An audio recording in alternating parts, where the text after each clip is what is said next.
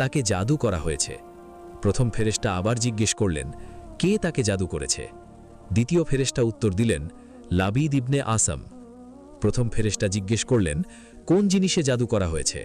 দ্বিতীয় ফেরেশতা উত্তর দিলেন, চুল এবং চিরুনির মধ্যে। প্রথম ফেরেশতা জিজ্ঞেস করলেন, সেটা কোথায় আছে?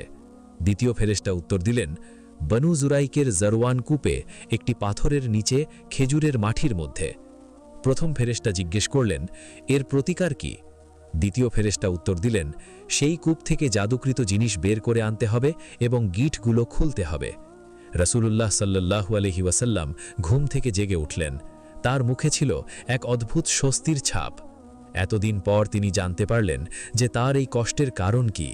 তিনি আয়েশা রাদিয়াল্লাহু আনহাকে ডাকলেন এবং বললেন, আয়েশা, আল্লাহ আমাকে জানিয়ে দিয়েছেন আমার এই অসুস্থতার কারণ কি। আমাকে জাদু করা হয়েছে। আয়েশা রাদিয়াল্লাহু আনহা বিস্মিত হয়ে জিজ্ঞেস করলেন, জাদু? কে করেছে ইয়া রাসূলুল্লাহ? রাসূলুল্লাহ সাল্লাল্লাহু আলাইহি ওয়াসাল্লাম বললেন, লাবিদ ইবনে আসম নামে এক ইহুদি, সে আমার চুল এবং চিরুনি নিয়ে জাদু করেছে এবং সেটা বনু জুরাইকের জরওয়ান কূপে লুকিয়ে রেখেছে। এই কথা শুনে আয়েশা রাদিয়াল্লাহু আনহা অত্যন্ত ক্রোধিত হলেন। তিনি বললেন, ইয়া রাসূলুল্লাহ, এই দুষ্ট লোককে শাস্তি দেওয়া উচিত, তাকে প্রকাশ্যে অপমান করা উচিত। কিন্তু রাসূলুল্লাহ সাল্লাল্লাহু আলাইহি ওয়াসাল্লাম শান্ত ছিলেন। তিনি বললেন, না আয়েশা, আল্লাহ আমাকে সুস্থ করে দিয়েছেন। আমি এই বিষয়ে মানুষের মধ্যে ফিতনা সৃষ্টি করতে চাই না। এই ছিল আমাদের প্রিয় নবীর মহানুভবতা। তিনি ক্ষমা করার শিক্ষা দিলেন। সকাল হলে রাসূলুল্লাহ সাল্লাল্লাহু আলাইহি ওয়াসাল্লাম কয়েকজন সাহাবীকে ডাকলেন। তাদের মধ্যে ছিলেন আলী ইবনে আবি তালিব রাদিয়াল্লাহু আনহু, আম্মার ইবনে ইয়াসির রাদিয়াল্লাহু আনহু এবং আরও কয়েকজন বিশ্বস্ত সাহাবী। তিনি তাদের বললেন, তোমরা বনু জুরাইকের জরওয়ান কূপে যাও। সেখানে একটি পাথরের নিচে একটি খেজুরের মাঠি আছে, যার মধ্যে জাদুকৃত জিনিস রাখা হয়েছে। সেটা বের করে নিয়ে এসো। সাহাবীরা রাসূলুল্লাহ সাল্লাল্লাহু আলাইহি ওয়াসাল্লামের নির্দেশ পেয়ে দ্রুত রওনা হলেন। তারা জরওয়ান কূপের কাছে পৌঁছলেন। কূপটি দেখতে অত্যন্ত ভয়ঙ্কর ছিল। এর পানি ছিল গাঢ় এবং লালচে, মেহেদির পানির মতো। চারপাশে ছিল জঙ্গল এবং ঝোপঝাড়। কূপের ভিতর থেকে একটা অদ্ভুত গন্ধ আসছিল। সাহাবীরা সেই কূপের পানি সেচে ফেললেন। তারপর তলায় খুঁজতে শুরু করলেন। অনেক খোঁজাখুঁজির পর তারা একটি বড় পাথর দেখতে পেলেন। পাথরটি সরাতেই তারা দেখলেন সেখানে একটি খেজুরের মাঠি পড়ে আছে। সেই মাঠির মধ্যে ছিল 11টি গিঁট বাঁধা সুতো এবং রাসূলুল্লাহ সাল্লাল্লাহু আলাইহি ওয়াসাল্লামের চুল। সাহাবীরা সেই জিনিস হাতে নিতেই অনুভব করলেন যে এটা কত ভয়ঙ্কর। এর থেকে এক অদ্ভুত নেতিবাচক শক্তি বেরোচ্ছিল।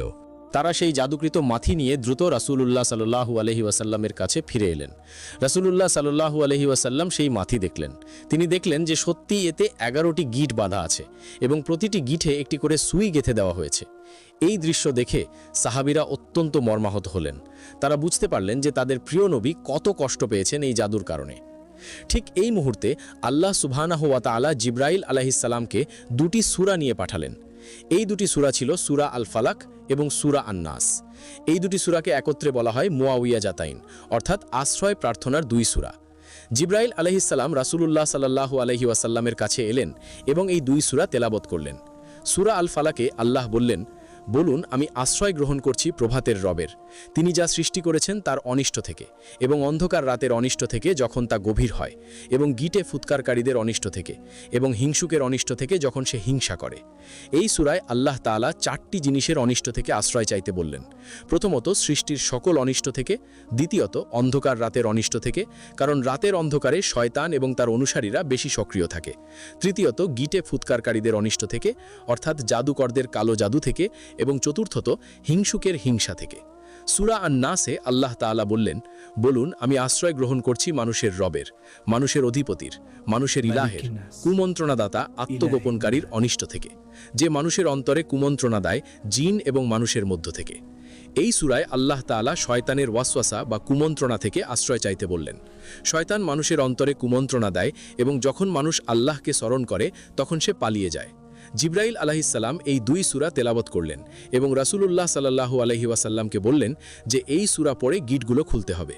রাসূলুল্লাহ সাল্লাল্লাহু আলাইহি ওয়াসাল্লাম সেই মাথি হাতে নিলেন এবং এই দুই সূরা পড়তে শুরু করলেন। এই দুই সূরায় মোট 11টি আয়াত আছে। সূরা ফালাকে 5টি এবং সূরা নাসে 6টি। প্রতিটি আয়াত পড়ার সাথে সাথে একটি করে গিঁট খুলে যেতে লাগলো। প্রথম আয়াত পড়লেন, একটি গিট খুলে গেল। দ্বিতীয় আয়াত পড়লেন, আরেকটি গিট খুলে গেল। এভাবে একের পর এক গিট খুলতে লাগলো। প্রতিটি গিট খোলার সাথে সাথে রাসূলুল্লাহ সাল্লাল্লাহু আলাইহি ওয়াসাল্লাম হালকা অনুভব করতে লাগলেন।